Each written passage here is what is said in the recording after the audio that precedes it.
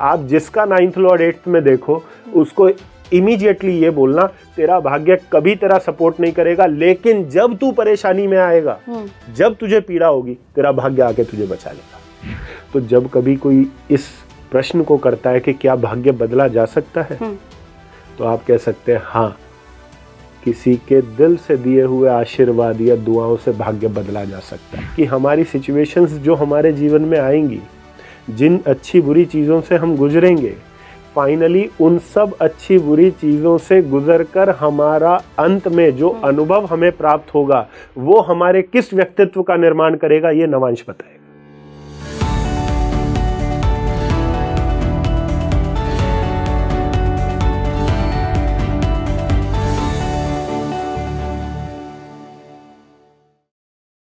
नमस्कार इंडिया, आप देख रहे हैं स्पीकिंग श्री। मैं हूं आपके साथ इला गोस्वामी और आज हम नवमांश कुंडली पर बात करेंगे। आपने लग्न कुंडली के बारे में बहुत सुना होगा, जनरली आपने उसी के ज़रिए प्रेडिक्शन भी सुने होंगे अपने जीवन के, लेकिन नवमांश कुंडली जो है वो बहुत इंपॉर्टेंस रखती है।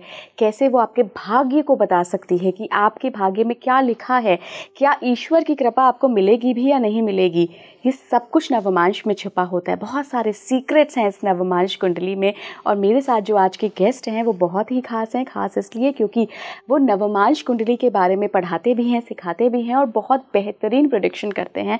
बिना देरी करें उनसे मिलवाती हूँ मैं। मेरे साथ जुड़ रहे हैं राहुल कौशिक जी, रेनाउंड एस्ट्रोलॉजर हैं, कोच भी हैं। सर बहुत बहुत स्वागत है आपका। जय श्री राम।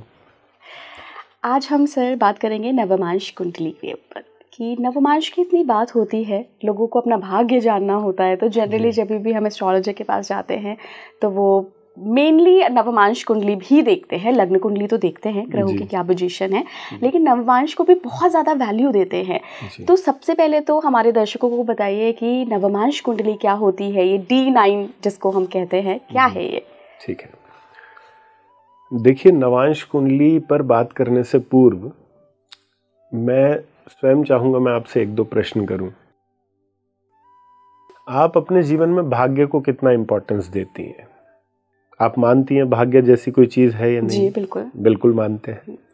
और यदि आपने ज्योतिष का थोड़ा बहुत भी अध्ययन किया है तो आपको ये भी पता होगा कि भाग्य भाव कौन सा है? हाँ जी, नवम भाव है। 9th हाउस को हम हाउस ऑफ लक बोलते हैं या हाउस ऑफ डिवाइन ग्रेस भी हम उसी को कहते हैं, क्योंकि ईश्वरीय कृपा भी हमें वहीं से प्राप्त होती है। बिल्कुल। तो पहले हम ये समझते हैं कि नवम भाव हमारे जीवन में आवश्यक क्यों है।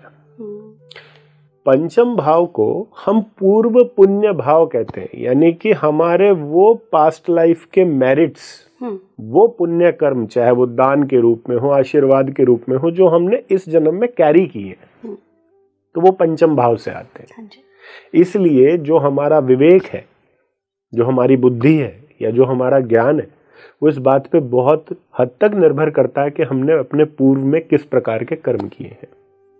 फिर पंचम से जब पंचम हम जाते हैं, यानी कि 5th हाउस से 5th हाउस को जब हम जाते हैं तो हम 9th हाउस पे चले जाते हैं। तो 9th हाउस क्या है? 9th हाउस पूर्व पुण्य भाव नहीं है, वो इस जन्म के पुण्य है। The merit, the spiritual merit of this life, यानी कि इस जन्म में जो हम पुण्य कर्म करेंगे, किसी का आशीर्वाद ग्रहण करेंगे, किसी को दान देंगे, कोई और नेक कर्म हमारे हाथों हो रहा है, तो वो 9th हाउस है। इसलिए 9th हाउस से हमें डिवाइन ब्लेसिंग मिलती है, इसलिए हम उसको भाग्य बोलते हैं। तो जब कभी कोई इस प्रश्न को करता है कि क्या भाग्य बदला जा सकता है, तो आप कह सकते हैं हाँ, किसी के दिल से दिए हुए आशीर्वाद या दुआओं से भाग्य बदला जा सकता है। मैं बोलता हूँ, आज पॉडकास्ट में बोल रहा हूँ, मैं क्लीनली बोल रहा हूँ कि अगर आपको आशीर्वाद मिले हैं, आपको दुआएं मिली है, तो आपका भाग्य बदलेगा। और स्वयं जो बड़े बड़े संत हैं वो इस बात को कह चुके हैं कि भगवान का लिखा हुआ जो है वो भगवान नहीं मिटा सकते, लेकिन भगवान का लिखा हुआ एक भक्त जो है वो मिटा सकता है, क्योंकि भक्त की कही बात भगवान भी नहीं टाल सकते। तो that is 9th house. 9th house is that luck part of ours या that divine grace of ours. तो हम जब हर घर को बहुत उसका गहन अध्ययन करने का प्रयास करते हैं तो हमें उस घर को ओपन करना पड़ता है, क्योंकि हम सिर्फ 9th हाउस को सिर्फ एक दो ग्रहों की दृष्टि से या उसका जो स्वामी है वो कहाँ बैठा है उसकी दृष्टि से देखेंगे तो हमें एक बहुत नॉर्मल सी पिक्चर दिखाई देगी। लेकिन भाग्य कोई इतनी छोटी चीज नहीं है, भाग्य से बहुत कुछ जुड़ा हुआ है। इसलिए जब 9th हाउस को हम ओपन करते हैं तो हमें नवांश कुंडली मिल जाती है। इसलिए जो एक राशि है जो 30 डिग्री के अंदर जो विभाजित है, जब उसको 9 हिस्सों में बांटा जाता है तो हर हिस्से को 3 डिग्री 20 मिनट मिलते हैं, तो वो एक नवांश बन जाता है हमारा। इसलिए जब हम 9th हाउस का डिवीजन करते हैं तो हमें नवांश कुंडली मिलती है। इसलिए हमारे भाग्य में क्या है, हमारे प्रारब्ध में क्या है, ये अगर आपको पूर्ण रूप से जानना है तो आपको नवांश पे जाना पड़ेगा। ओके।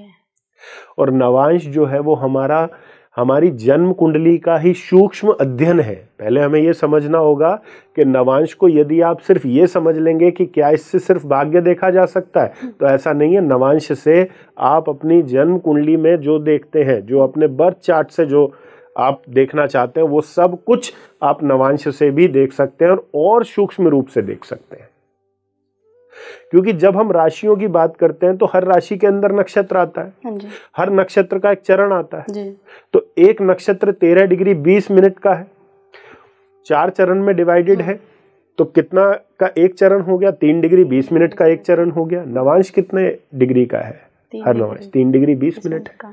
तो हमने जब नक्षत्र को भी सूक्ष्म रूप से जाना तो हम एक चरण पर पहुंचे, वो एक चरण वहां जाकर नवांश बन गया।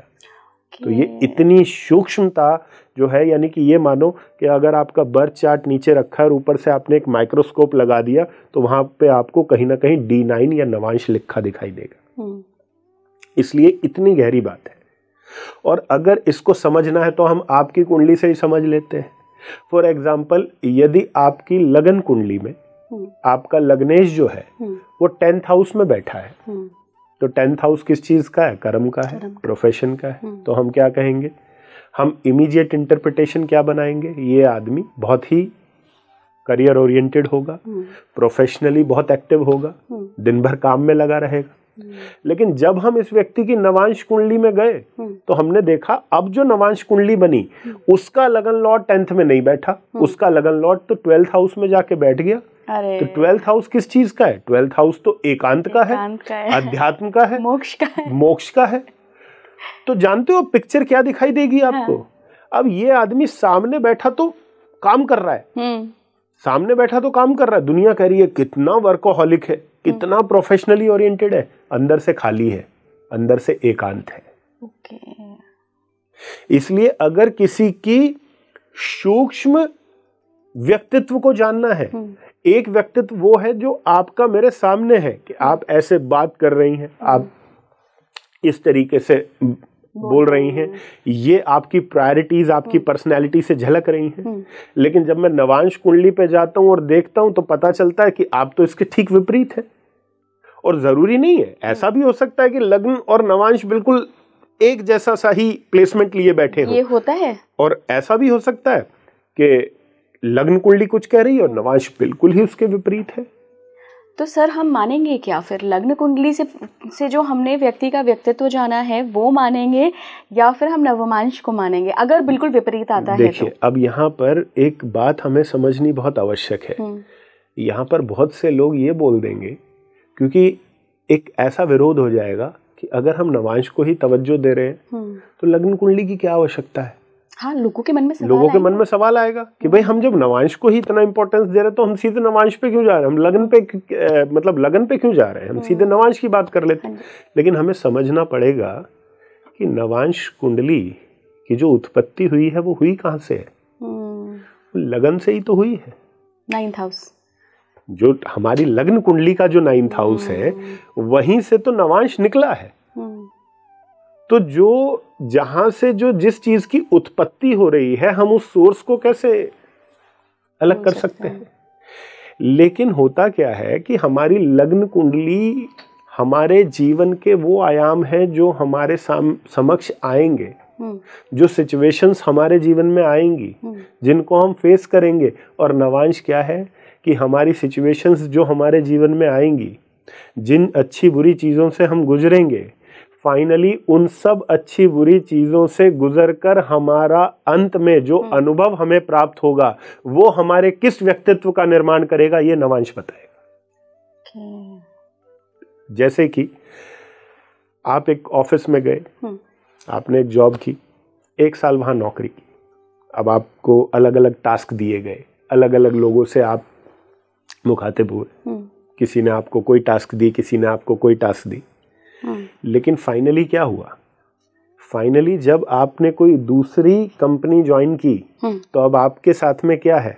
आपके साथ में वो सारा अनुभव है जिसको आप साथ में कैरी करके चल रहे हो, लेकिन अब यहाँ पर जिस कंपनी में आए हो, अब यहाँ पे उसी कंपनी के तरीके से तो काम नहीं करोगे ना, करोगे इस कंपनी का काम, लेकिन करोगे किन अनुभव के साथ? वो अनुभव जो आपने कैरी किए। तो लग्न और नवांश कोई भिन्न नहीं है, बस सूक्ष्म और अति सूक्ष्म उसका एक पार्ट है। तो हमें एक प्रिंसिपल ऑफ हार्मनी लेकर चलना है, कॉन्फ्लिक्ट में नहीं जाना कि नहीं ये लग्न वाला नहीं है, ये नवांश वाला है, या ये नवांश वाला है, ये लग्न वाला नहीं है। हमें एक हार्मनी लेके चलनी है कि इस व्यक्ति के साथ जीवन में कुछ ऐसा घटित होगा जो लग्न कुंडली बता रही है, जिसके कारण इसका स्वभाव ऐसा हो जाएगा जो नवांश कुंडली कह रही है। तो सर ये सिर्फ स्वभाव या कैरेक्टरिस्टिक्स देखने के लिए ही होता है, या आपसे कुछ प्रिडिक्ट भी कर सकते हैं नवमांश से? बिल्कुल, डेफिनेटली प्रिडिक्ट कर सकते हैं, डेफिनेटली प्रिडिक्ट कर सकते हैं। मैं उसका एक उदाहरण फिर देता हूं आपको।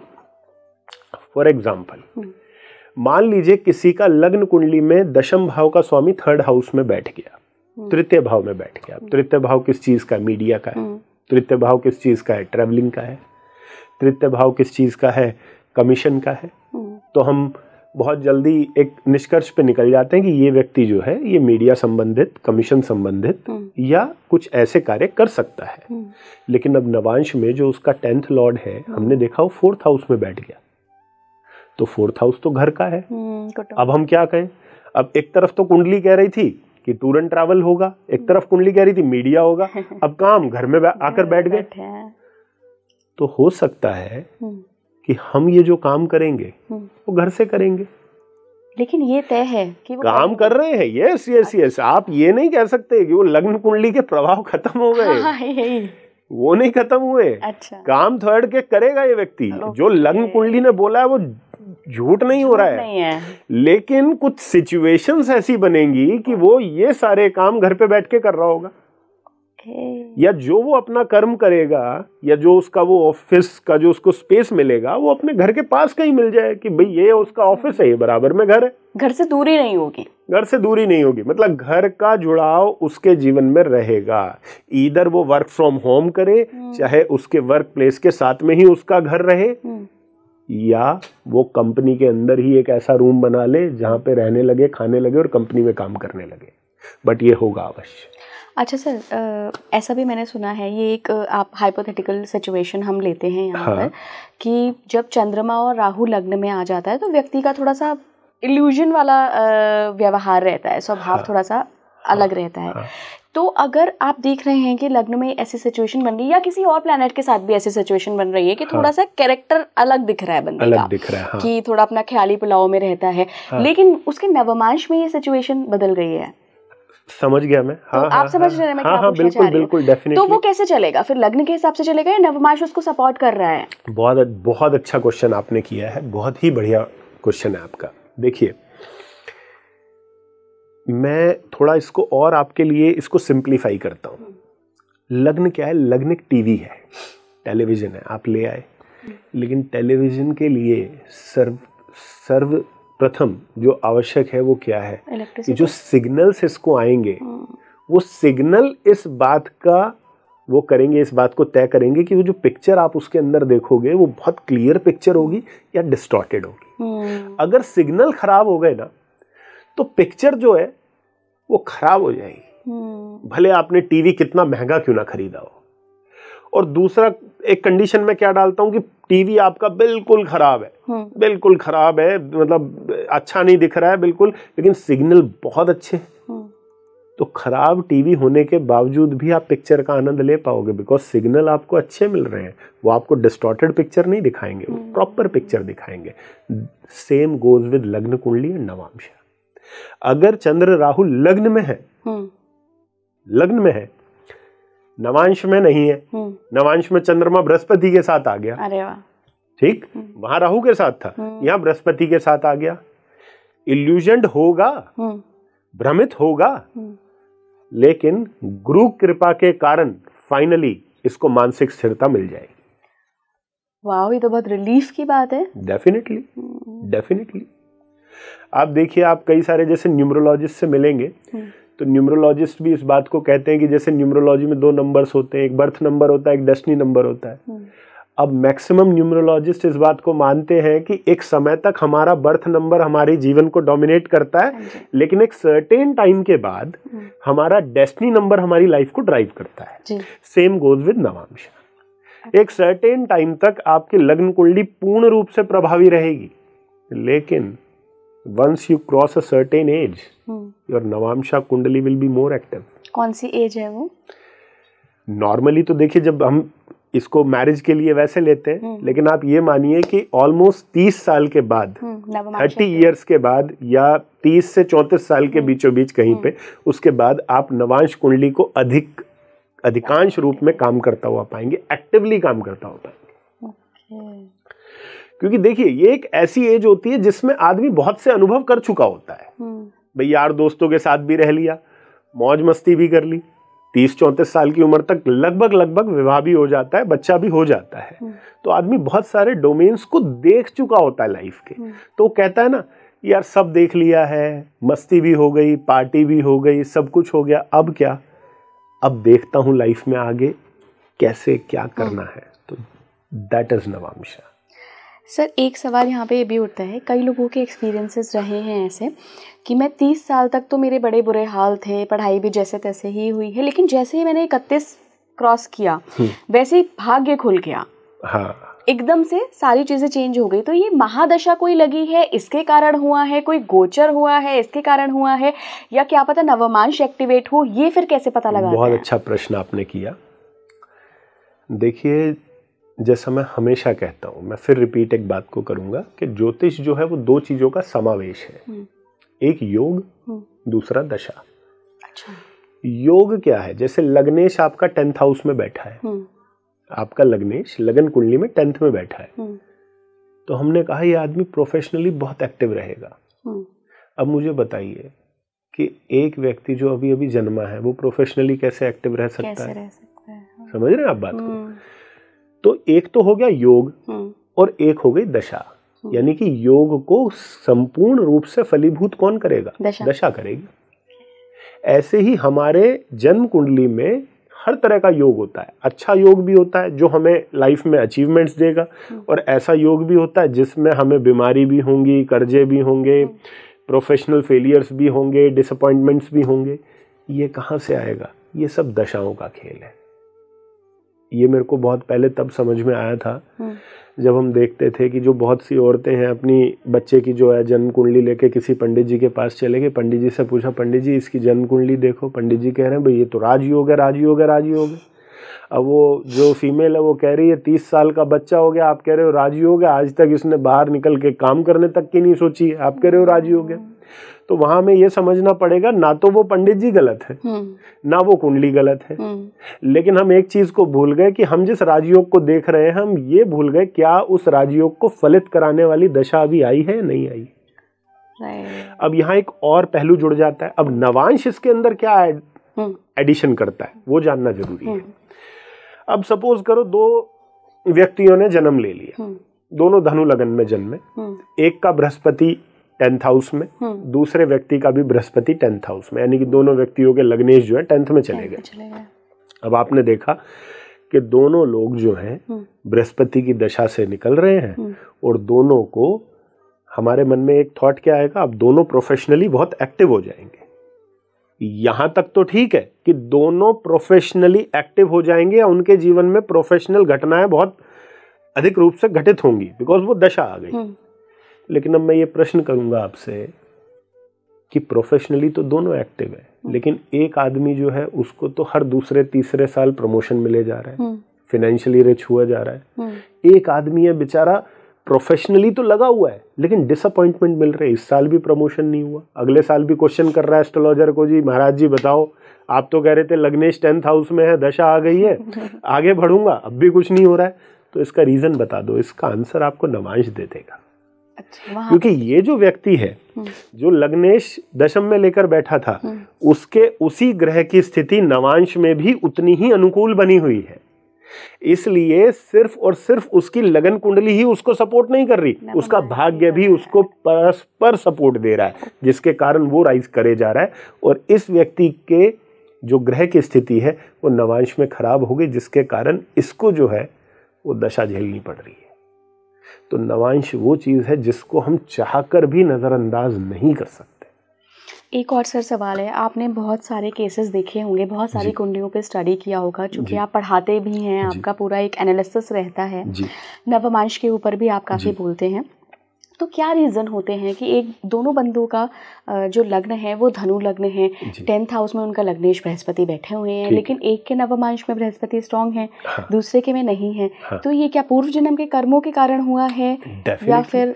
डेफिनेटली हमारी तो संपूर्ण, अब आज के समय में बहुत से लोग ये कहते हैं कि पास्ट लाइफ कर्मा इसकी बात करते हैं। अरे हमारी संपूर्ण जन्म कुंडली ही हमारा पास्ट लाइफ कर्मा है, हमारा प्रारब्ध है, संपूर्ण प्रारब्ध है। अब एक बात बताइए, हम लोग बड़ी जल्दी से इस बात का निर्णय कर लेते हैं, सिर्फ इतना देख लेते हैं ये छठा घर जो है ये रोग का, रिपु का, ऋण का है।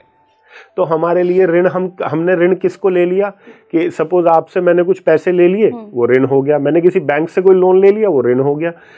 हम अपनी अल्प बुद्धि के चलते सिर्फ वो चीज देख पाते हैं, हम ये नहीं देखते ये सिर्फ उस ऋण की बात नहीं हो रही, ये हर उस ऋण की बात हो रही है जो आपने भौतिक रूप से, आध्यात्मिक रूप से, शारीरिक रूप से कैसे भी आपने लिया है, वो ऋण आपको उतारना पड़ेगा। ये कौन बताएगा? ये आपको कुंडली का छठे भाव का स्वामी बताएगा। इसलिए छठे भाव का स्वामी जिस घर में जाता है वो घर क्या करता है? आपको तकलीफ देता है। क्यों आपको तकलीफ देता है? क्योंकि आपने उस घर से कुछ ऋण लिया था, वो ऋण आपको इस जन्म में उस तकलीफ के साथ चुकाना है। तो एवरीथिंग इन आवर हॉरोस्कोप, चाहे वो हमारा लग्नेश हो, चाहे द्वादश भाव का स्वामी हो, सेकंड लॉर्ड हो, हर चीज एक निर्धारित, इसीलिए निर्धारित हुई है क्योंकि उससे जुड़ा कोई शुभ या अशुभ कर्म पिछले जन्म में हुआ है, जिसके कारण हमें ये जन्म कुंडली मिली। 6, 8, 12 को जनरली बड़े ख़तरनाक तरीके से प्रेजेंट किया जाता है कि 6, 8, 12 ये तो बड़े ख़राब हाउसेस हैं, बुरे तरीके से उनको बताते हैं लोग। लेकिन अगर कोई मेन ग्रह जो आपकी कुंडली को संचालित कर रहे हैं, मान लीजिए आपका जो भाग्य का स्वामी है वो आपके 8वें घर में आके बैठ जाए, आपका लग्नेश छठे हाउस में आ जाए, आपका जो कोई भी और अच्छा ग्रह है वो 12वें हाउस में चला जाए, तो ये लग्न कुंडली की स्थिति है। और ये क्या ये ग्रह परेशान करेंगे, या ये भी आप फिर नवमांश से देखेंगे कि वहाँ इन ग्रहों की क्या सिचुएशन है? बहुत अच्छे प्रश्न है आपके। मैं फिर ज्योतिष के आध्यात्मिक जो स्वरूप है उसको हम यहाँ पर थोड़ा सा हमें बात करनी होगी। छठे घर को हम रोग रिपु ऋण लेते हैं, लेकिन अगर स्पिरिचुअल एस्ट्रोलॉजी में हम जाएं या आध्यात्मिक दृष्टि से देखें तो ये सेवा का भी है, ये धारणा का भी है, वन पॉइंटेड कंसंट्रेशन। छठे घर को हम कंपटीशन के लिए भी लेते हैं, अगर भौतिक रूप से लें तो कंपटीशन के लिए भी लेते हैं। तो किसी ने कहा कि किसी का लग्नेश छठे में चला गया, ठीक है, तो इसका मतलब लग्नेश कौन है? स्वयं हम। वो किससे जुड़ गया? छठे घर से जुड़ गया। किसी का भाग्येश यानी कि 9th लॉर्ड छठे में चला गया, तो अब हर व्यक्ति एक लेमन के रूप में क्या कहेगा? लग्नेश भी खराब हो गया, भाग्य का स्वामी भी खराब हो गया। लेकिन यही हम गलती कर देते हैं। छठा घर किस चीज का है? नौकरी का है। छठा घर किस चीज का है? सेवा का है, कंपटीशन का है। इसका अर्थ है कि ये व्यक्ति यदि छठे घर के कार्य करेगा तो इसका भाग्य इसको सपोर्ट करेगा। इसका अर्थ ये नहीं है कि भाग्य का स्वामी खराब हो गया। इसका अर्थ है कि अगर भाग्य की जागृति कभी होगी तो वो छठे घर के कारण होगी। तो ये व्यक्ति के अंदर यदि सेवा भाव आ गया, इसके संस्कारों में, इसकी अपब्रिंगिंग में कहीं वो सेवा भाव डल गया कि ये व्यक्ति सेवा में तत्पर रह रहा है, इसके अंदर सेवा का एक नियत है कि नहीं यार मुझे इस व्यक्ति के लिए कुछ करना है, तो यही व्यक्ति भाग्यशाली बन के आपको दिखाई देगा। और वो व्यक्ति जिसका 9th लॉर्ड 9th हाउस में था, उसने अपने पिता को बिल्कुल भी तवज्जो नहीं दी, अपने गुरु का निरादर किया, अब वही 9th लॉर्ड 9th हाउस वाला आपको जो है वो खराब हो जाएगा। तो ये कह देना कि 9th लॉर्ड 6th में ज्योतिष को ज्योतिष नाम किसी कारण से मिला है। ज्योतिष को जो नाम मिला है वो ज्योतिष यानी कि ईश्वरीय ज्योति, वो प्रकाश के लिए बनी है, वो अंधकार के लिए नहीं बनी। तो अगर कहीं अंधकार है कुंडली में तो ज्योतिष ही वो प्रकाश है जिस प्रकाश के माध्यम से हम ये जान पाएंगे कि अगर लग्नेश छठे में चला गया तो वो ये कतई भी नहीं कह रहा कि आपको रोग, रिपु और ऋण होंगे। वो ये कह रहा है कि यदि आप सेवा भाव में रहे तो आप हष्ट पुष्ट होंगे। वो ये भी कह रहा है, वो दोनों बातें कह रहा है। और वो कह रहा है यदि शत्रुता का भाव आपने रखा किसी से, क्योंकि छठा घर किस चीज का है, शत्रु का भी है, तो यदि शत्रुता का भाव रखोगे तो रोग भी आएगा, रिपु भी आएगा, ऋण भी आएगा। और यदि सेवा का भाव रखोगे तो हष्ट पुष्ट रहोगे, कोई प्रॉब्लम नहीं है। तो लग्नेश छठे घर में एक एग्जाम्पल आपके सामने मैं बैठा हूँ। अच्छा, आपका भी लग्नेश है। तो ईश्वरीय कृपा है कि अभी तक तो ऐसा कुछ नहीं है। भी ठीक है, अगर मैं ये कहने लगूं कि खांसी जुकाम को भी मैं ये कहने लगूं कि बीमारी है वो तो फिर तो वो गलत चीज हो गई। तो किसी भी चीज को, तो छठा घर किस चीज का, ये धारणा है, कंसंट्रेशन। अब आते हैं अष्टम भाव पर। किसी का दशम भाव का स्वामी अष्टम में चला गया तो सबने क्या कहा, सबने कहा कि दशमेश अष्टम में चला गया यानी कि परेशानी में चला गया। कौन? दशम भाव का स्वामी परेशानियों में चला गया। अब अगर हम अपनी बुद्धि का थोड़ा उपयोग करें तो वो ये नहीं कह रहा दशम भाव परेशानियों में चला गया, वो कह रहा है कि परेशानियों से जुड़ा हुआ ही करियर चुन लो तो तुम्हारे लिए श्रेष्ठ होगा। इसलिए सारे जो सर्जन्स है वो कहाँ से आते हैं, वो 8th हाउस से आते हैं। क्या उनका 10th लॉर्ड 8th में नहीं होगा, या उनके 8th लॉर्ड का कहीं 10th से कनेक्शन नहीं होगा? अब कोई ये पूछे कि सर्जन का परेशानियों से क्या नाता, तो सारा परेशानियों से ही तो है। वो क्या करते हैं, वो काटते ही तो है शरीर को। शरीर के किस अंग को सर्जन काटता है? जहां परेशानी है। 8th हाउस किसका है? रहस्यों का है। तो रहस्यों से जुड़ा अगर करियर किसी को बनाना है तो वो कौन बना के देगा? वो छठा भाव थोड़ी देगा। इसलिए अगर हम 6, 8, 12 पर इस तरीके से अपनी बात को रखने शुरू कर देंगे कि 6, 8, 12 में जाके मेरा घर खराब हो गया, तो छठा घर तो वो घर है जिसकी पूजा एक डॉक्टर को सुबह शाम करनी चाहिए, क्योंकि उसको सब कुछ करके ही छठा घर दे रहा है। अष्टम भाव वो भाव है जिसकी पूजा एक रिसर्चर को करनी चाहिए, एक एस्ट्रोलॉजर को करनी चाहिए, क्योंकि बिना अष्टम भाव की कृपा के ज्योतिषी कैसे बनोगे? और 12वां भाव वो भाव है अगर आपको एक आध्यात्मिक गुरु बनना है, अगर आपको फॉरेन कंट्री में जाके सेटल होना है, तो आप 12th हाउस के सपोर्ट के बिना कैसे सेटल हो पाओगे? लेकिन निर्भर एक और चीज करती है कि हम ज्योतिष को जब देखना शुरू करते हैं तो एक तो हो गया हम ज्योतिष को सिर्फ एक ग्रह के रूप में देखना शुरू करते हैं कि 10th लॉर्ड 12th में चला गया तो कर्म हमारा वहां पे चला गया।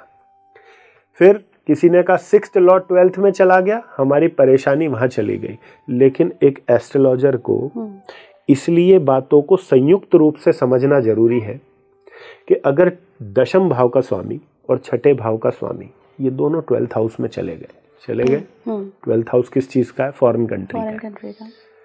अब हमें इसको संयुक्त रूप से समझना होगा। कैसे? दशम भाव कर्म है, छठा घर सेवा है, छठा घर नौकरी भी है। ये व्यक्ति अगर विदेश में जाकर नौकरी करे, व्यापार की बात नहीं हो रही है, नौकरी करे, तो इसको पद, मान, प्रतिष्ठा सब प्राप्त होगी।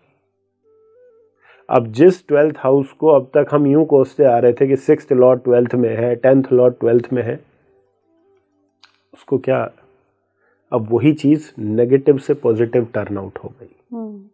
अब बात ये उठती है कि हम जो कह रहे हैं हमारा कथन सत्य है या जो उसके साथ में हुआ वो सत्य है? दोनों अपनी जगह ठीक है, क्योंकि हमें वो बात माननी पड़ेगी कि होत है वही जो राम रचि राखा, जो भगवान ने रचा हुआ है हमारे जीवन में वही होगा। लेकिन एक एस्ट्रोलॉजर को देवज्ञ क्यों कहा जाता है? एस्ट्रोलॉजर को एस्ट्रोलॉजर ज्योतिषी क्यों कहा जाता है? क्योंकि ज्योतिषी का पहला धर्म ये बनता है कि अगर इसकी जन्म कुंडली के अंदर ये योग है तो आप उसको ये नहीं कहोगे कि छठे भाव का स्वामी 12th में चला गया तो ये तेरे को बीमारी, परेशानी और ये सब मिलेंगी। आप उसको कहोगे कि तू विदेश में जाके नौकरी कर सकता है। आपको अपना जो जजमेंट देना है सामने वाले को वो ये देना है। आप 9th लॉर्ड 8th हाउस में लेकर किसी को ये नहीं कहोगे, क्योंकि 8th हाउस किस चीज का है? 9th लॉर्ड जब 8th में जाता है तो आपको दुनिया क्या कहेगी? दुर्भाग्य हो गया। वो दुर्भाग्य नहीं है। 8th हाउस किस चीज का है? अकल्ट का है। अकल्ट का है, अचानक घटनाओं का है ना, अचानक घटनाओं या पीड़ा का है। पीड़ा का है। अब मैं आपको एक बहुत अच्छी प्रेडिक्शन देता हूँ। आप जिसका 9th लॉर्ड 8th में देखो उसको इमीडिएटली ये बोलना, तेरा भाग्य कभी तेरा सपोर्ट नहीं करेगा, लेकिन जब तू परेशानी में आएगा, जब तुझे पीड़ा होगी, तेरा भाग्य आके तुझे बचा लेगा। लेकिन सर ऐसा क्यों है कि बेचारा का परेशानी आई है तभी भाग्य साथ दे रहा है, अदरवाइज वो मेहनत करे जा रहा है लेकिन भाग्य साथ नहीं दे रहा है। देखो, अब मैं आपको एक चीज बताता हूँ। आज मैं आपको प्रेडिक्शन देता हूँ, ओपन में प्रेडिक्शन देता हूँ, और कभी आगे हम 2 साल 3 साल जब कभी हमारी भेंट ईश्वर ने चाहा अगर होगी तो आपको मेरी ये प्रेडिक्शन याद आएगी। 9th हाउस सिर्फ भाग्य नहीं है, 9th हाउस ग्रोथ भी है। उसको ग्रोथ हम क्यों कहते हैं पहले ये समझ ले। ग्रोथ का प्लैनेट है बृहस्पति। हमारी लाइफ में जो हम ग्रो करते हैं उसको बृहस्पति, बिकॉज एक्सपेंशन है वो, एक्सपेंशन, और expansion in an idealistic manner. Rahu की तरह नहीं है, न्यूक्लियर बॉम्ब आया फटाम रातों रात स्टार बन गया, वो नहीं है। बृहस्पति धीरे धीरे धीरे आइडियलिस्टिक वे में उचित तरीके से एक व्यक्ति ने ग्रो किया। आपका 9th लॉर्ड कहाँ है? 8th हाउस में। आप आज के समय बैठ के पॉडकास्ट कर रही हैं, किस विषय पे कर रही हैं? Occult science. अकल्ट साइंस कौन सा भाव है? 8th house. आज मेरी प्रेडिक्शन है, अगर आप यही पॉडकास्ट आपके चलते रहे और अकल्ट विषय पर ही चलते रहे तो धीरे धीरे कब आपकी ग्रोथ कहाँ से कहाँ पहुंच जाएगी आपको खुद भी पता नहीं चलेगा। ये आपकी प्रेडिक्शन 9th लॉर्ड इन 8th हाउस की, इररिस्पेक्टिव ऑफ एनी दशा, महादशा, अंतरदशा, गोचर। तो इलाजी एक बात को समझिए कि आपका 9th लॉर्ड 8th हाउस में है। बहुत इंपॉर्टेंट चीज बता रहा हूं मैं आपको, आपका 9th लॉर्ड 8th हाउस में है। आप किसी और चीज पे भी तो पॉडकास्ट कर सकती थी। आप बैठ के मेरे से बिजनेस के भी तो क्वेश्चन कर सकती थी कि यह बिजनेस जो है ये कैसे मैं इसको ग्रो करूं, कौन से शेयर्स खरीदूं। हम बैठ के निफ्टी की बात कर सकते थे, हम शेयर मार्केट का डिस्कशन कर सकते थे, हम करंट अफेयर्स के बारे में बात कर सकते थे। हम सब चीज़ें छोड़ के ऑकल्ट की बातें क्यों कर रहे हैं? बिकॉज आपका चार्ट जो 9th लॉर्ड 8th में लिए बैठा है वो आपके चार्ट में ये कह रहा है कि इस व्यक्ति का भाग्य जब अष्टम भाव से जुड़ेगा तो ये व्यक्ति प्रगति करेगा और आप करोगे। और देखिए, इसीलिए मैं ये बोलता हूं कि कभी भी किसी भी चीज़ को ऐसे देखकर यदि हम वो हो जाएंगे, मैं आपको इसको ना एक और अच्छे तरीके से समझाता हूं, फिर आप कभी नहीं भूलेंगे, ना हमारे व्यूअर्स कभी भूलेंगे इस बात को। ज्योतिष को हम गुड बॉय और बैड बॉय की कंसेप्ट से समझने की कोशिश करते हैं। गुड बॉय और बैड बॉय, ठीक है। हमारे चार्ट में 3 बहुत इंपॉर्टेंट प्लैनेट्स बोले गए हैं। फर्स्ट लॉर्ड पहले भाव का स्वामी, क्योंकि वो स्वयं हम हैं। 5th लॉर्ड जो कि हमारे पास्ट लाइफ के मैरिट्स हैं, जो हमने पुण्य कर्म कैरी किए। एंड 9th लॉर्ड जो कि हमारा भाग्य है, 159। ये हमारे चार्ट के गुड बॉयज हैं, अच्छे बच्चे, टीचर हमें पढ़ाते थे। अब 3 घर ऐसे हैं जिनको हम नॉर्मली बैड मानते हैं। नॉर्मली, मैं उनको बैड नहीं कहता, सॉरी टू से, मेरे लिए कोई घर बैड नहीं है, कोई घर गुड नहीं है, ठीक है। 6, 8, 12। तो ये कौन हो गए? ये बैड बॉयज हो गए, सो कॉल्ड बैड बॉयज, जिनको हम बैड मानते हैं। तो अब गुड बॉय मान लीजिए बैड बॉय के घर पे चला गया। जब गुड बॉय बैड बॉय के घर पे गया तो अच्छा कौन हुआ?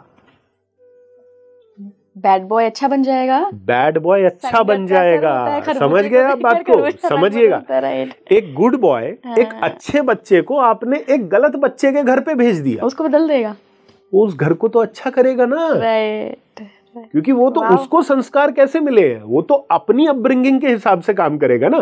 तो अगर किसी का लग्नेश 6ठे में चला गया तो लग्नेश तो एक अच्छा घर है, तो उसने कौन सा घर अच्छा कर दिया? 6ठा अच्छा कर दिया। ये आदमी सेवा करेगा, ये आदमी सर्विस ओरिएंटेड होगा, ये आदमी दूसरे के दुख को पहचानेगा, ये आदमी जब किसी अंडर प्रिविलेज व्यक्ति से जुड़ेगा इसका मन करेगा इसको कुछ दे दूं, उसके अंदर एक सेवा भावना जागृत होगी। अब ये अच्छा है बुरा है? ये तो बहुत अच्छा है। ये तो बहुत अच्छा है। अब कितने लोग ऐसे हैं जो इस संसार में किसी की पीड़ा को समझ पाते हैं? कोई नहीं है। अगर किसी का फिफ्थ हाउस और किस चीज का? हमारी बुद्धि का भी है, हमारी इंटेलिजेंस है, वो यदि छठे घर में चला गया, अब जिसका पंचमेश छठे घर में होगा, अब दुनिया कुछ भी कहे, लेकिन मैं आज इस पॉडकास्ट में कह रहा हूं ये वरदान है कलयुग में। पंचमेश का छठे भाव में होना वरदान है। क्यों वरदान है? क्योंकि छठा घर किसका है? छठा घर शोषित लोगों का है, पीड़ित लोगों का है, अंडर प्रिविलेज लोगों का है, जिनको जीवन में कुछ नहीं मिल पा रहा। ये व्यक्ति का पंचमेश कहाँ है? छठे घर में। पंचम भाव प्रेम का भी है। ये किनसे प्रेम करेगा? ये शोषित लोगों से प्रेम करेगा, पीड़ित लोगों से प्रेम करेगा। उनकी परेशानियां कितने लोग समझ रहे हैं आज की डेट में? बड़ा समाज सेवी बन सकता है, बहुत बड़ा समाज सेवी बन सकता है। ये उन लोगों के प्रति इसका प्रेम भाव इतना रहेगा जिसको आप नहीं वो कर सकते। एक नॉर्मल आदमी को जब आप देखोगे किसी शोषित या वंचित से बात करते, और जब उसको देखोगे जिसका पंचमेश छठे में है, आपको डिफरेंस समझ में आ जाएगा। क्योंकि ये व्यक्ति समझता है किसी की परेशानी को कि ये परेशान है, क्योंकि उसको जो बुद्धि भगवान ने दी है वो किन कार्यों के लिए दी है? वो सेवा से जुड़े कार्यों के लिए दी है। पर फिर वहाँ सर ये सवाल भी आता है, क्योंकि आजकल लोग जो सक्सेस और मटेरियलिस्टिक गेन को इतनी ज़्यादा तवज्जो दे रहे हैं, फिर उनके लिए तो ये कोई राजयोग है ही नहीं। बहुत अच्छी बात आपने कही, लेकिन यहाँ पर मैं एक और बात कहूँगा कि हमें प्रथम तो ये समझना पड़ेगा कि ज्योतिष बना किस लिए है। ज्योतिष जो एक विद्या के रूप में हमें मिला है, जो इतना बड़ा इसका नाम है ज्योतिष, वो आपको लगता है वो इसलिए मिला है कि हम ये देखें कि हम ये कर लें तो हमें इतने पैसे प्राप्त हो जाएं, ये कर लें तो इतना पैसा प्राप्त हो जाए? सबसे पहले हमें इस मिथ से बाहर आना पड़ेगा। क्यों बाहर आना पड़ेगा? कि जब भरत जी बहुत दुखी थे, तो बहुत दुखी थे क्योंकि उनके प्राणों से प्रिय उनके भाई जो है वो चले गए वन में। उनको कितना प्रेम उस भाई से, वो बेचारा वन में, और इनको राजगद्दी दी जा रही है। अब वशिष्ठ जी क्या कह रहे हैं?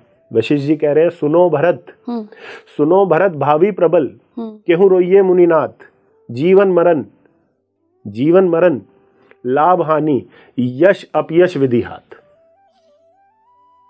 सब कुछ कोई क्यों नहीं, कोई ज्योतिष इस बात को कहता कि आपका जीवन मरण, आपकी लाभ हानि, आपका यश अपयश लिखा हुआ है, लिख दिया ईश्वर ने। इसलिए एक ज्योतिषी को बजाय उसके कि तू यहां से कमाएगा, उसको ये बताए कि तू ये कर्म कर, तू ये कर्म कर, जो आना होगा वो आएगा। तो ज्योतिष जो है ना, वो कर्म सिद्धांत पे बना एक ज्ञान है, वो उपायों का ज्ञान नहीं है। अगर आप किसी को कहते हो, मैं किसी का लग्नेश अगर छठे घर में देखूंगा, तो मैं उसको कभी कोई उपाय के रूप में ये नहीं कहूंगा कि तुझे रत्न पहनना है, तुझे ये पहनना है। मैं उसको कहूंगा कि तेरा जीवन जो है वो सेवा के लिए निर्धारित हुआ है, अब तू जितनी सेवा करेगा उतना प्रसन्नचित रहेगा। एट लास्ट हमें एंड प्रोडक्ट तो हैप्पीनेस चाहिए, हैप्पीनेस चाहिए, कंटेनमेंट चाहिए, क्योंकि जो आपको मिलना है जिस समय पे वो ईश्वर कहीं से भी लाके आपको देगा। लेकिन ज्योतिष क्या करता है? ज्योतिष ये बताता है कि आपको एक मार्गदर्शन देता है, एक गुरु के रूप में एक गाइडेंस देता है कि देखो आपके लाइफ में जो हो रहा है वो होने दीजिए, लेकिन आपको अपना कर्म किस डायरेक्शन में करना है, वो इस डायरेक्शन में करना है। उससे क्या होगा? उससे आप एक स्थित प्रज्ञ में रहकर, या एक कहें आप कि एक मानसिक स्थिरता के साथ चीज़ों को समझ पाएंगे। फिर ना कोई चीज़ आपको बहुत ज़्यादा परेशान करेगी, ना ही किसी चीज़ को लेकर आप ओवर एक्साइटेड होंगे। बिल्कुल समझ रहे हैं आप बात को? तो ज्योतिष उस चीज का अध्ययन है। बिल्कुल बिल्कुल। तो इसकी जो एक स्पिरिचुअल साइड है वो बहुत बड़ी इंपॉर्टेंस होल्ड करती है, लेकिन ये हम लोगों की विवशता कह लो या कलयुग का प्रभाव कह लो कि हम सिर्फ और सिर्फ ज्योतिष से ये जानना चाहते हैं कि हमें पैसा कहाँ से आएगा, हम नौकरी कहाँ करेंगे, हमारा जो पोजीशन अपलिफ्टमेंट है कब होगा, कब नहीं होगा। ज्योतिष उससे बहुत आगे की चीज है, बहुत आगे की चीज है। ये चीजें तो जब एक कुंडली आती है और कुंडली में जब दशा निर्धारित होती है तो उसके अच्छे बुरे पैटर्न्स तो वहीं समझ में आने लगते हैं कि हाँ यहाँ इसको थोड़ा सा राइज मिल जाएगा, यहाँ इसको थोड़ी वो आ जाएगी। लेकिन एक ज्योतिषी इस बात को समझ सकता है और सामने वाले को एक बहुत अच्छा गाइडेंस दे सकता है कि यदि किसी बच्चा जिसकी उम्र अभी 15 से 20 साल है और उसके छठे भाव के स्वामी की दशा आ गई जो ये दिखा रही है कि ये बच्चा बीमार हो सकता है, तो वो ज्योतिषी उस बच्चे के माता पिता को एक बहुत अच्छा जो है गाइडेंस दे सकता है कि देखो इसके षष्ठ भाव के स्वामी की दशा है तो इसके बीमारी के योग बनेंगे, इसलिए अब आगे जो इसको कार्य करवाओ वो ऐसे कार्य करवाओ जो कंपटीशन से जुड़े हों, जो मेडिकल साइंस से जुड़े हों, तो इस बच्चे को वो परेशानी नहीं होगी। होगा या नहीं होगा वो ईश्वर के हाथ में है, लेकिन एक गाइडेंस क्या कहती है, गाइडेंस ये कहती है। इसलिए आपको मैं एक बहुत लाइव केस बता रहा हूं, क्योंकि मैंने अपना जितना भी ज्योतिष किया वो कुंडलियों के माध्यम से किया, वो कभी किताबों के माध्यम से नहीं मैंने ज्योतिष को समझा। मेरे पास घर में एक कुंडली आई, बच्ची भी थी, बच्ची की मदर भी थी, छठे भाव के स्वामी की दशा थी, मेष लगन की कुंडली थी, बुध की महादशा चल रही थी। उन्होंने बहुत बढ़िया प्रश्न किया मुझसे। और क्या होता है कि जब आप एक सीखने के मोड में बैठे होते हो, जब आप ये सोच के बैठे होते हो मुझे कुछ नहीं आता, तो आपकी बुद्धि एक स्टूडेंट के रूप में कार्य करती है कि नहीं मुझे सीखना है। अब वो मुझे क्या कहती है कि हमारी बच्ची को हम मेडिकल की तैयारी करवा रहे थे, मेडिकल की कंपटीशन की तैयारी करा रहे थे, इसका हो नहीं पाया। मैंने कहा अब क्या परेशानी है? पिछले 1 साल से बहुत बीमार है, पिछले 1 साल से बहुत बीमार है। मैंने कहा क्या कर रही है पिछले 1 साल से? कह रही कुछ नहीं कर रही, पहले तैयारी कर रही थी फिर हमने छुड़वा दी क्योंकि हमें लग गया कि होना तो है नहीं। समझिएगा, जब तक मेडिकल के लिए प्रिपेयर कर रही थी, कंपटीशन के लिए तैयारी कर रही थी, कुछ नहीं हो रहा था। अब जब छोड़ दी है तो वो चीज ने घेर लिया। अब देखिए वो तो भगवान ने रचा हुआ है जब जो होगा, लेकिन एक सलाह के रूप में मैंने उसको क्या बोला, मैंने बोला आपको इसको मेडिकल के अंदर ही डालना पड़ेगा। तो उन्होंने क्या बोला, उन्होंने बोला देखिए जी हमारे पास इतना पैसा नहीं है कि हम बच्चे को अपने डॉक्टर बना पाए, ये तो बड़े बहुत पैसे वाले लोगों का काम रह गया है भाई, ये कंपटीशन क्लियर कर नहीं पाएगी, हम क्या करें? मैंने कहा और कोई अल्टरनेटिव देखो जो बीमारी से जुड़ के करियर बना पाए।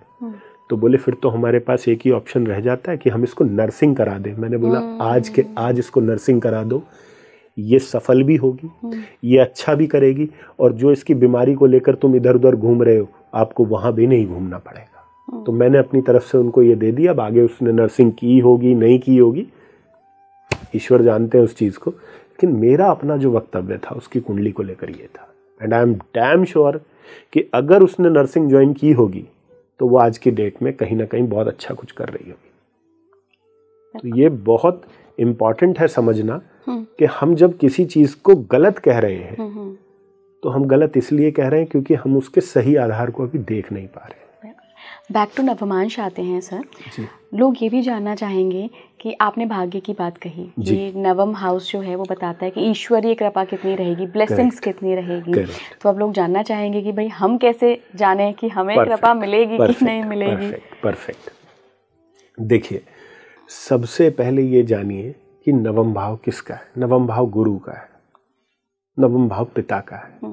ये दोनों वो लोग हैं जो अत्यंत पूजनीय हैं, इसलिए इनकी रिस्पेक्ट बहुत ज़रूरी है, इनका आदर सम्मान बहुत ज़रूरी है।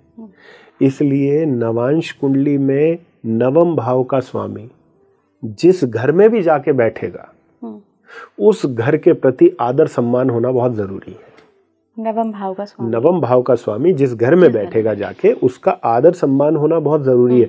और यदि आपके जीवन में ऐसा है, यदि आप बाय डिफॉल्ट ऐसा कर रहे हैं, फॉर एग्जाम्पल आपका 9th लॉर्ड 6th में है, नवांश का आपका 9th लॉर्ड 6th में है, और मुझे ये जानना है कि आपका वो बढ़िया काम कर रहा, आपका भाग्य सही है नहीं है। मैं एक चीज पूछूंगा, आपके घर में सर्वेंट्स हैं? आप कहेंगे हाँ है।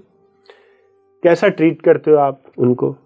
तो अगर आपके मुख से ये निकला अरे वो तो मैं बच्चे की तरह है, I treat them like my kid, तो अब आगे मुझे आपकी कुंडली नहीं खोलनी है। मैं यहाँ बैठ के आपको बोलूंगा कि आपका भाग्य भगवान ने ऑलरेडी बहुत अच्छा किया हुआ है, आपने अपने कर्मों से अपने भाग्य को सुधारा हुआ है। आपका 9th लॉर्ड नवांश का 12th हाउस में चला गया, आप इस समय विदेश में हैं, तो मुझे जानने की आवश्यकता नहीं है कि आपका भाग्य अच्छा है या नहीं। आप विदेश में हैं, आपका 9th लॉर्ड 12th में है, आप अच्छा कर रही हैं। आपका 9th लॉर्ड 8th हाउस में है और आप रिसर्च से जुड़ी हैं, अध्यात्म से जुड़ी हैं या ज्योतिष से जुड़ी हैं किसी भी रूप में, आपका भाग्य बढ़िया है, आपको किसी से जानने की आवश्यकता नहीं। लेकिन जब जब आप इन घरों का साथ छोड़ दोगे, आपका भाग्य आपका साथ छोड़ देगा। 9th लॉर्ड किसी का 6th में है, उसका जो उसके अधीनस्थ जो कर्मचारी है, जो उसका एम्प्लॉय है, वो उससे कह रहा है मेरी ये परेशानी है, वो कह रहा है तू भाग, तेरी परेशानी से मेरे को कोई लेना देना नहीं है। अब वो बाद में भागेगा, आपका भाग्य पहले भाग जाएगा। 9th लॉर्ड किसी का 8th में है और वो 8th हाउस का ही निरादर किए जा रहा है, इन लॉज के साथ में रिलेशंस खराब कर लिए, ज्योतिष को भला बुरा कुछ नहीं है, बेकार है, रिसर्च क्या होती है, तो समझो वो और किसी को खराब नहीं कर रहा, भाग्य को खराब कर रहा। इसलिए 6, 8, 12 जैसे भाव आप अगर आज मुझसे पूछें तो मैं ये साफ साफ कहता हूं कि बाकी भाव जो है ना, बाकी भाव तो हमें वो करने के लिए, इल्यूजन में डालने के लिए कितने अच्छे हैं, कितने अच्छे हैं, कितने अच्छे हैं, लेकिन असल में हमारे जीवन को जो संवारते हैं वो 6, 8 और 12 ही संवारते हैं। नवमांश में भी, हर जगह, कहीं भी। आपका नवांश में 9th लॉर्ड 6th में है, आप सेवा कीजिए, जो दीन दुखी लोग हैं उनको, उनकी इज्जत कीजिए। सिक्स्थ हाउस किसका है? 6th हाउस में एम्प्लॉइज हम क्यों कहते हैं? वो लोग जो आपकी सेवा करेंगे वो 6th हाउस में आते हैं। अब 9th लॉर्ड किसी का 6th में है, अब आप किसी रेस्टोरेंट में गए हो, आपको कोई सर्व कर रहा है, उससे हल्की सी कोई गलती हो गई और आप उस पर चिल्ला रहे हो, उस पर हाथ उठा रहे हो, and you are having your 9th lord in 6th house, means you are damaging your 9th house. गया आपका 9th house। यहाँ पे सर एक सवाल ये भी आता है और दर्शकों के मन में भी आया होगा, बहुत लोग मुझसे रिलेट करेंगे कि मैं कर्म उसी हिसाब से कर रहा हूँ, मेरा 9th लॉर्ड 6th में है, मैं तो जिम मेट्स की बहुत ख्याल रखता हूँ, या 8th में है, मैं तो अकल्ट साइंस से भी जुड़ा हूँ, या 12th में है, मैं तो विदेश भी जा रहा हूँ, बहुत अच्छा, लेकिन फिर भी मेरी लाइफ से प्रॉब्लम्स ही नहीं जा रही हैं। फिर कौन सा हाउस बेचारे का बिगड़ा हुआ है कि उसकी लाइफ से प्रॉब्लम ही नहीं जा रही है? वो कर्म सारे अच्छे कर रहा है, अननोइंगली कर रहा है, अननोइंगली कर रहा है। परफेक्ट। यहाँ पे सिर्फ और सिर्फ एक लाइन में आपके सवाल का आंसर है, दशा देख लो। अच्छा, दशा देख लो। 9th लॉर्ड 12th में है, व्यक्ति विदेश चला गया, छोड़ दो, उपाय हो गया। 9th लॉर्ड 6th में है, कंपटीशन की तैयारी में लग गया, डॉक्टर बन गया, छोड़ दो। 9th लॉर्ड 8th में है, रिसर्च वर्क में चला गया, ज्योतिष का अध्ययन कर रहा है, छोड़ दो, परेशानी नहीं आई। हर परेशानी, हमें एक बात समझनी पड़ेगी, आपके घर में सबसे बड़ा कौन है? मेरे पिताजी। आपके पिताजी। आपके पिताजी जो कहते हैं आप वो बात मानते हो? हाँ। मानते हो ना? तो उनके अनुसार घर चलता है? हाँ। भाई ऑब्वियसली जब वो बड़े हैं तो बोलेंगे तो ऑब्वियसली आप सब लोग उनकी मानेंगे और उनके अनुसार कार्य करेंगे, उनके अनुसार कार्य करेंगे। जब उनके अनुसार कार्य करोगे तो घर का वातावरण कैसा रहेगा? शांति, बढ़िया, शांत रहेगी, बढ़िया रहेगा, चिल, जिसको चिल बोलते। जब कोई व्यक्ति किसी महादशा से गुजरता है तो उसके जीवन का मुखिया वो ग्रह हो जाता है, जिसकी महादशा चलती है। क्योंकि महादशा का अर्थ क्या है? महा मीन्स मेजर, मेजर बड़ा, दशा मीन्स सिचुएशन, बहुत बड़ी सिचुएशन, बहुत बड़ी सिचुएशन। तो who is the lord of that situation? महादशा का लॉर्ड कौन है? तो that lord is the lord of that major situation. तो if that lord is giving you some order, अब वो महादशा का लॉर्ड क्या करेगा? आपको ऑर्डर देगा ना। अगर आप उसके अनुसार चलोगे तो कुंडली का वातावरण अच्छा होगा, उसके अनुसार नहीं चलोगे तो कुंडली का वातावरण कैसा होगा?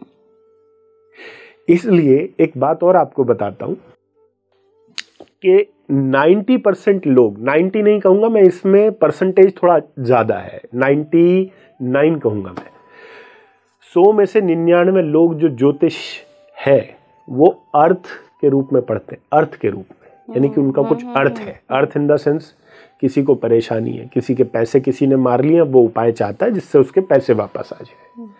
कोई व्यक्ति ऐसा है जो गरीबी में है और वो चाहता है मैं सामने वाले की तरह धनी बन जाऊं, तो वो इसलिए ज्योतिष में आना चाह रहा है। अब मैं आता हूं तीसरे लोगों के पास जो ज्ञान के रूप में ज्योतिष का अध्ययन करते हैं कि ज्योतिष क्या है, ये मैं अपने जीवन को कैसे प्रकाशित करूं इससे। तीसरा जो डिपार्टमेंट है वो इन लोगों का है। अब ये 1% वो लोग हैं जो ज्योतिष का अध्ययन इतने गहन रूप से करते हैं और उस ज्ञान को इतना आत्मसात कर लेते हैं अपने अंदर कि जब उस व्यक्ति की वो महादशा आती है तो वो व्यक्ति बाय डिफॉल्ट वो कार्य करने लगता है जो वो महादशा का लॉर्ड उससे वो कार्य कराना चाहता है। एनलाइटेंड सोल है वो ऑलरेडी, वो एनलाइटेंड है और उनको एनलाइटनमेंट वो ज्योतिष से ही मिला है। इसलिए अगर आज के समय में हम सब्जेक्ट्स की बात करें ना, जैसे भगवान श्री कृष्ण ने अपनी विभूतियां बताई हैं 10वें अध्याय में कि मैं किस चीज में मैं कौन हूं, तो अगर आप सब्जेक्ट्स में देखो ना कि सब्जेक्ट्स में ईश्वर कहाँ दिखेगा, तो ज्योतिष में ईश्वर ही तो विराजमान है, वही तो हमें बता रहे हैं। और सबसे बड़ी बात यह है कि किसी व्यक्ति से हम सलाह लेने जाएं तो वो व्यक्ति तो हमें गुमराह कर सकता है, बिकॉज उसका अपना कोई बेनिफिट जुड़ा हो सकता है कि मैं इसको बताऊं या ना बताऊं। एस्ट्रोलॉजी के लिए तो आपका भी 9th लॉर्ड आपके वैसा ही है और मेरा भी 9th लॉर्ड वैसा ही है।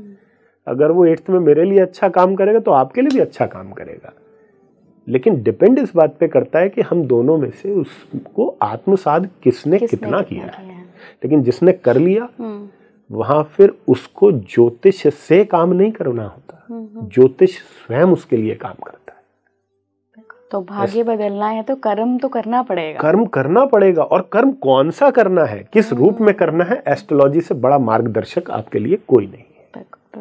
इसलिए मेरी प्रॉब्लम हमेशा ये रहती है कि जब भी कभी उपायों की बात आई है कि मेरे को उपाय बताओ, तो जैसे आपने कहा मेरा 9th लॉर्ड 8th में है, तो मैं कहूंगा आपका सबसे बड़ा उपाय ये है आप अध्यात्म से जुड़े रहिए, आप ज्योतिष से जुड़े रहिए, ये उपाय है आपके जीवन का। आप कहें कि मैं इसको रत्न से स्ट्रॉन्ग कर लूं, मैं इससे स्ट्रॉन्ग कर लूं, तो मैं कहूंगा कि मैं उसके लिए सही व्यक्ति नहीं हूं, मेरे पास इतना ज्ञान नहीं है कि मैं उसके बारे में आपको बता पाऊं। पर मैं एक वक्तव्य अपना ज़रूर दूंगा कि यदि आप अध्यात्म और ज्योतिष से जुड़ी रही तो आपका भाग्य कभी आपका साथ नहीं छोड़ेगा। और ये बाकी लोगों के लिए भी, अगर आपके साथ भी आपकी कुंडली में या नवमांश में ऐसी सिचुएशन बन रही है तो आप उसके हिसाब से ही काम करिए, कर्म वैसा ही चुनिए। डेफिनेटली। एक चीज़ और सर जी, जब हम नवमांश देखते हैं, कई लोग मैंने ऐसे देखे हैं जिनको साधनाएं तुरंत लग जाती हैं। मंत्र एक दिया आपने कि चलो कल से ओम नमः शिवाय कर लो, हाँ, और वो करने शुरू, कंसिस्टेंसी के साथ कर रहे हैं, उनकी तो प्रॉब्लम ही सॉर्ट आउट हो गई। एक होते हैं हर दिन गाय को चारा खिला रहे हैं, हर दिन रोटी डाल रहे हैं, हर दिन उपाय कर रहे हैं, मंत्र भी कर रहे हैं, लेकिन फर्क नहीं पड़ रहा है। तो ये भी क्या नवमांश से आप चेक कर सकते हैं कि क्यों इसको ईश्वरीय कृपा नहीं मिल रही है और एक को बहुत आराम से मिल रही है, या फिर ये 5th हाउस देखेंगे कि भाई पूर्व जन्म के कर्म लेके आया है। इला जी, अगर आपके बैंक अकाउंट में 10 लाख रुपए जमा है और आपको लाख रुपए की कोई वस्तु खरीदनी है, तो आपको कितना समय लगेगा? चंद सेकंड्स, कार्ड लिया और निकल। और आपके बैंक अकाउंट में 100 रुपए पड़े हैं और आपको लाख रुपए की वस्तु खरीदनी है, कितना समय लगेगा? पहले मैनेजर को बुलाओगे, लोन अप्लाई करोगे, वो आके सब चीजें करेगा, सारा प्रोसेस, क्या पता रिजेक्ट भी हो जाए। समझे? क्या पता रिजेक्ट भी हो जाए, और अगर होगा भी तो कितना टाइम लगेगा? Long process. हमारे जीवन में जो हम पुण्य कर्म करते हैं ये हमारे बैंक अकाउंट में ऐड होता रहता है। जब आप पे कोई विपदा आती है या आपको किसी चीज की आवश्यकता होती है, आप किसके पास भागते हो? पंडित जी ये बता दो। अब पंडित जी क्या करेंगे? आपको उपाय बताएंगे। पंडित जी को इतनी बड़ी विभूति नहीं है कि आपका भाग्य बदल दे। पंडित जी अपना भाग्य भी नहीं बदल सकते, आपका तो बाद में बदलेंगे, लेकिन वो अपने ज्ञान के माध्यम से, ज्योतिष के माध्यम से आपको कोई चीज बताएंगे, आप उस पर एक्ट करोगे, और क्योंकि आपने अपने कुछ पुण्य जमा किए हुए हैं तो आप उस पुण्य में से कुछ पुण्य को खर्च के इमीडिएटली कुछ करोगे और वो एक्शन एक रिएक्शन में तब्दील होकर आपको रिजल्ट की फॉर्म में मिल जाएगा। ये आप देख सकते हैं कुंडली से कि 100% मिलेगा। 100% क्यों नहीं देख सकते? ज्योतिष का अर्थ क्या रह गया फिर? कैसे देखेंगे सर? 9th हाउस देखिए। 9th हाउस को क्या बोला? गुरु बोला। गाइडेंस कौन देता है आपको? गुरु देता है। अगर आपका 9th हाउस अच्छा है, आपने अच्छा रखा हुआ है, तो आपको वो गाइडेंस सही समय पर मिल जाएगी। तो सर ये 9th हाउस जब आप देखते हैं तो इसके लॉर्ड को देखते हैं? हमें दोनों चीजें देखने होती हैं। और राशि भी। हाँ, यहाँ पे मैं 2 चीजें ऐड करूंगा कि जब हम किसी चीज का एनालिसिस करते हैं तो हमें जड़ और जीव दोनों को देखना होता है। हम सिर्फ 9th लॉर्ड पे नहीं आएंगे, ये तो मैं इसलिए बोला हूं क्योंकि एक इजी वो चला गया। लेकिन जब हमें किसी के भाग्य को पूर्ण रूप से समझना है तो लॉर्ड से पहले मुझे उसके घर पर दृष्टि डालनी पड़ेगी कि उसके 9th हाउस किस पोजीशन में है, वहां किस प्रकार के ग्रह बैठे हैं। मान लीजिए वहां केतु जैसा ग्रह बैठा है। केतु किस चीज का कारक है? अध्यात्म का है, डिटैचमेंट का है। ये व्यक्ति जितना डिटैच भाव से रहेगा, इसका भाग्य सही है, इसके भाग्य की नींव अच्छी है। वहां यदि शनि बैठा है तो ये जितना सेवा करेगा लोगों की, जितना दीन दुखी लोगों की मदद करेगा, उतनी इसकी भाग्य की नींव अच्छी होगी। नींव हमेशा कहाँ से देखी जाती है? घर से देखी जाती है। जैसे कि मैं अगर आपसे पूछूं कि आपका घर इंपॉर्टेंट कि आप इंपॉर्टेंट? घर। दोनों इंपॉर्टेंट है, दोनों इंपॉर्टेंट है। घर क्यों इंपॉर्टेंट है? आप रहेंगी कहाँ? आप रहेंगी कहाँ? घर में। अच्छा, आप वैसा वाला घर, मैं परिवार समझ रही हूँ। हाँ, आप रहेंगी कहाँ? घर में। और उस घर को संभालेगा कौन? आप। दोनों जरूरी। तो दोनों जरूरी है। 9th हाउस भी जरूरी है, 9th लॉर्ड भी जरूरी है। तो अगर ये दोनों अच्छी पोजीशन में है, खासकर नवांश में, मैं फिर बोल रहा हूँ खासकर नवांश में, लगन में भी देखो, लगन में भी देखो और उसको नवांश में भी देखो।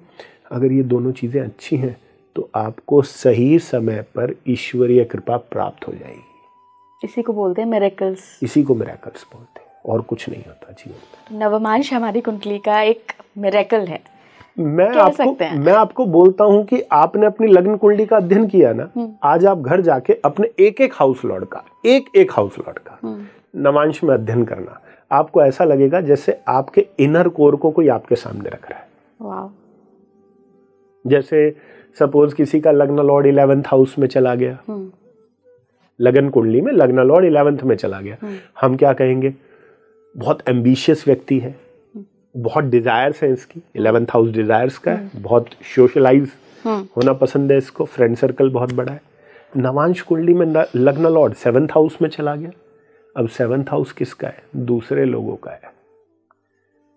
इच्छाएं तो छोड़ो, इसको पूरी जिंदगी दूसरों के लिए जीना पड़ेगा। तो दोनों ही अलग बातें हो गई। दोनों अलग बातें हो गई। सामाजिक होगा, ऐसा नहीं है लग्न कुंडली झूठ बोले, सामाजिक होगा, जीना दूसरों के लिए पड़ेगा। अब किसे गलत कहें किसे सही कहें? मुझे लगता है दोनों ही सही है। दोनों ही सही है। इसलिए जैसा मैंने कहा कि ज्योतिष में कोई चीज किसी को कैंसिल आउट नहीं करती, हमें प्रिंसिपल ऑफ हार्मनी को लेकर चलना पड़ेगा, तभी हम उस चीज पर सही एक अपना मार्गदर्शन ले पाएंगे, अन्यथा नहीं। बिल्कुल बिल्कुल बिल्कुल सर, मज़ा आ गया। बहुत ही शानदार बातें रही हैं ये आज की। एंड आई होप कि अब आप नवमांश के बारे में काफ़ी कुछ आपको पता लगा होगा।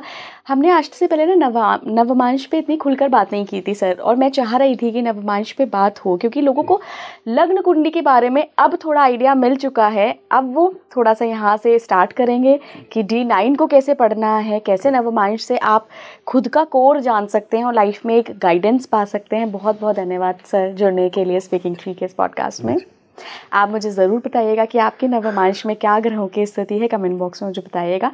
कैसा लगा आपको एपिसोड ये भी बताइएगा। जुड़े रहिए स्पीकिंग ट्री के साथ। नमस्कार।